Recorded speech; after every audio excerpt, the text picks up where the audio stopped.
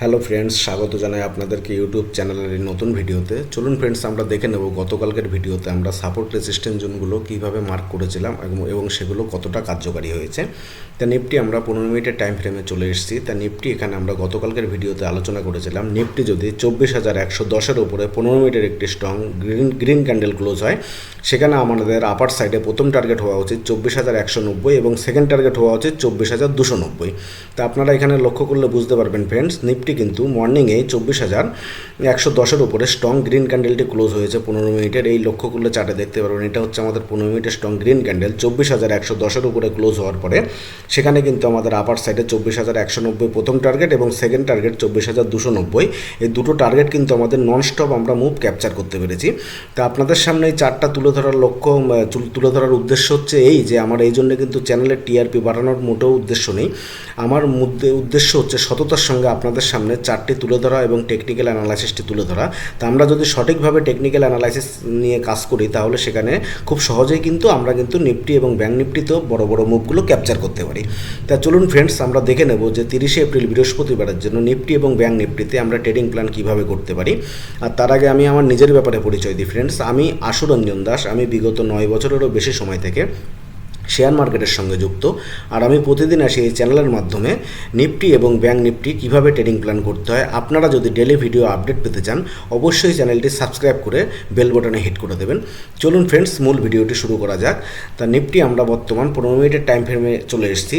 15 মিনিটের টাইম ফ্রেমে এলে নিফটি আমরা বর্তমানে আপার সাইডে আমরা নিফটি ট্রেডিং প্ল্যান বুলিশ কখন হতে পারি। আর তার আগে একটি গোপন কথা ফ্রেন্ডস আপনাদের আমার বলার ছিল, তার কারণ আজকে আপনারা লক্ষ্য করলে দেখতে পারবেন নিফটি কিন্তু সারাদিন গ্রিনে যাচ্ছে, সেই তুলনায় ব্যাঙ্ক নিফটি কিন্তু রেডে ছিল বা গ্রিনে হালকা ছিল। আর নিফটি যখন ক্লোজ হয়েছে ব্যাঙ্ক নিফটি কিন্তু ফ্ল্যাট টু নেগেটিভ ক্লোজ হয়েছে। এর অর্থ হচ্ছে মার্কেটে কিন্তু সাইন অফ উইকনেস আছে। এর অর্থ বোঝাচ্ছে মার্কেট খুব সম্ভাবনা আছে আগামীকালকে গ্যাপ ডাউন ওপেনিং হওয়ার।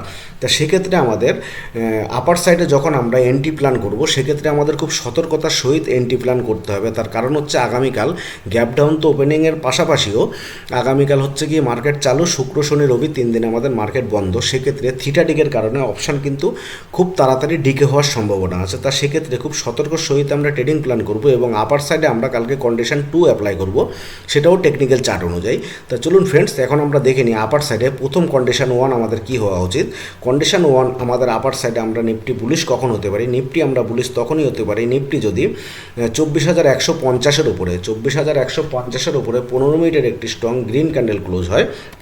24,150-এর উপরে 15 মিনিটের স্ট্রং গ্রিন ক্যান্ডেল ক্লোজ হয়, সেখানে আপার সাইডে আমাদের প্রথম টার্গেট হওয়া উচিত 24,290-এর কাছাকাছি আমাদের প্রথম টার্গেট হওয়া উচিত। 24,290 আমাদের প্রথম টার্গেট হওয়া উচিত। আর সেকেন্ড টার্গেট হওয়া উচিত আমাদের ফ্রেন্ডস 24,390। তা আমি আপনাদের বোঝার জন্যে সুবিধার জন্য আমি সংখ্যাতে একটু উল্লেখ করে দিই। 24,290 প্রথম টার্গেট আর সেকেন্ড টার্গেট হওয়া উচিত 24,390। এটা হচ্ছে কন্ডিশন 2। অবশ্যই 24,150-এর উপরে 15 মিনিটের স্ট্রং গ্রিন ক্যান্ডেল ক্লোজ হওয়া বাধ্যতামূলক। তখন আমরা 24,390 এবং 24,290 এবং 24,390-এর জন্য আমরা দুটো ট্রেডিং প্ল্যান করতে পারি, টার্গেট প্ল্যান করতে পারি। আর কন্ডিশন 2 আমরা কখন অ্যাপ্লাই করব? কন্ডিশন 2 আমরা তখনই অ্যাপ্লাই করব নিফটি যদি কালকে গ্যাপ ডাউন হয়, 1 থেকে 150 পয়েন্টও গ্যাপ ডাউন হয়। গ্যাপ ডাউন হওয়ার পরে সেখানে হালকা সাইডওয়েজ হয়ে কিছুক্ষণ হোল্ড করার পরে মার্কেট যদি 24,000 যেহেতু আমরা টেকনিক্যাল চার্ট অনুযায়ী দেখছি নিফটিতে কিন্তু 23,900 থেকে 24,000 একটি স্ট্রং সাপোর্ট জোন আছে। তা কিছু সময়ের জন্য যদি মার্কেট 24,000-এর নিচে আসেও ঘাবড়ানোর কিছু নেই, কিন্তু সেখান থেকে মার্কেট বাউন্স করে অবশ্যই নিফটি যদি 24,030-এর উপরে একটি স্ট্রং গ্রিন ক্যান্ডেল ক্লোজ হয়, এটা হচ্ছে কন্ডিশন 2 আমরা অ্যাপ্লাই করব।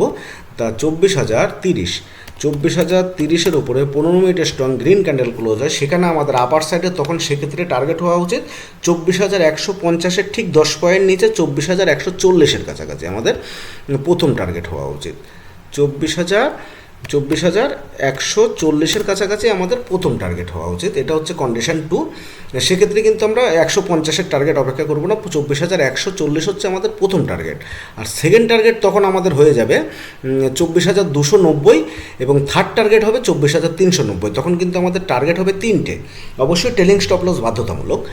আর নিফটি আমরা বিয়ারিশ কখন হতে পারি? আমরা বিয়ারিশ প্ল্যান করতে পারি নিফটি তখনই যদি আমরা দেখি নিফটি 23,950 নিচে একটি 15 মিনিটের স্ট্রং রেড ক্যান্ডেল ক্লোজ হয়েছে। অবশ্যই 15 মিনিটের স্ট্রং রেড ক্যান্ডেল হওয়া কিন্তু ক্লোজ বাধ্যতামূলক।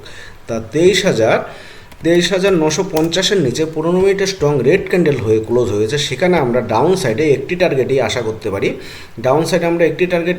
পারি। এবং সেটি টার্গেটটি আমাদের খুব বড় হবে। তা ডাউন সাইডে আমরা তখন আশা করতে পারি 23,810-এর কাছাকাছি আমাদের ডাউন সাইডে টার্গেট হওয়া উচিত।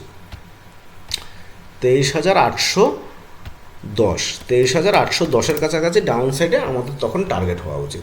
অবশ্যই 23,950-এর নিচে 15 মিনিটের রেড ক্যান্ডেল ক্লোজ হওয়া বাধ্যতামূলক। আর ট্রেড নেওয়ার আগে স্টপ লস অবশ্য সেটাও বাধ্যতামূলক। আমি আলোচনা করেছিলাম আগামী আপার সাইডে যে 15 মিনিটের স্ট্রং গ্রিন ক্যান্ডেল ক্লোজ হবে তার সর্বনিম্ন স্টপ লস, আর ডাউন সাইডে 23,950-এর নিচে যেই রেড ক্যান্ডেল ক্লোজ হবে তার সর্বোচ্চ হাই হচ্ছে আমাদের স্টপ লস। এবার ব্যাঙ্ক নিফটি অ্যানালাইসিসটি আমরা করে নেব খুব সহজেই ফ্রেন্ডস। তো ব্যাঙ্ক নিফটি আমরা 15 মিনিটের টাইম ফ্রেমে চলে এসেছি। তো এখানে ব্যাঙ্ক নিফটি কিন্তু একটি হায়ার হাই লোয়ার হাই তৈরি করছে। তাই ব্যাঙ্ক নিফটি আমরা বুলিশ কখন হতে পারি? ব্যাঙ্ক নিফটি আমরা বুলিশ তখনই হতে পারি ব্যাঙ্ক নিফটি যদি 55,700-র উপরে 15 মিনিটের একটি স্ট্রং গ্রিন ক্যান্ডেল ক্লোজ হয়। সেখানে আমাদের আপার সাইডে টার্গেট হওয়া উচিত 190 পয়েন্ট। সেখানে টার্গেট হওয়া উচিত। সেক্ষেত্রে আমাদের আপার সাইডে টার্গেট হবে 55,890।